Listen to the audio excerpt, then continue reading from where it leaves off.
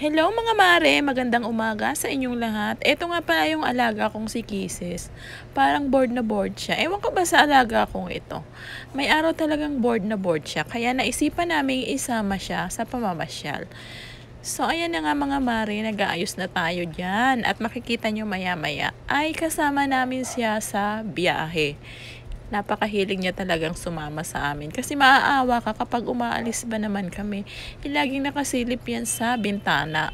Parang naiiyak na siya ng bonggang bongga mga mare. Kaya isasama na lang namin siya sa punta namin sa bahay ng mama ko. So, ayan na nga mga mare, nasa NLEX na kami. At talaga naman, kitang-kita nyo, gusto nyo talagang papwesto sa may unahan at nakakalong pa siya sa akin. So, ayan na nga, parang hirap na ako dito kasi pero inyo, 20 kilos na siya at nagpapakalong pa rin sa akin. Ito talaga yung hobby niya. Kaya minsan parang nahihirapan na rin akong isama siya kasi napakabigat niya at gusto niya lagi siyang nakabintana talaga sa sasakyan. Ayan talaga, tinitiis niya yung init, yung sa sikat ng araw, tinitiis niya. Talagang makasama lang siya at makasilip sa daan.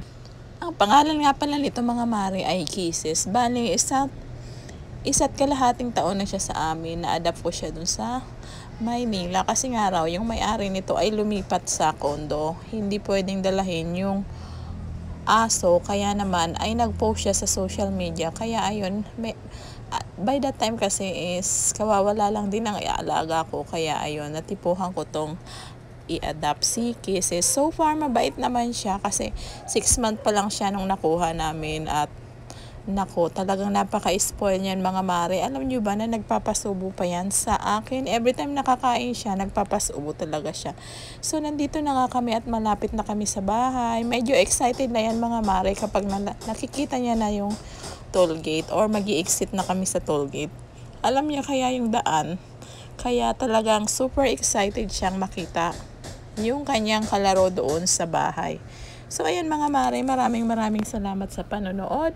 At tulad nga ng sinasabi ko, dapat love your dogs. Thank you!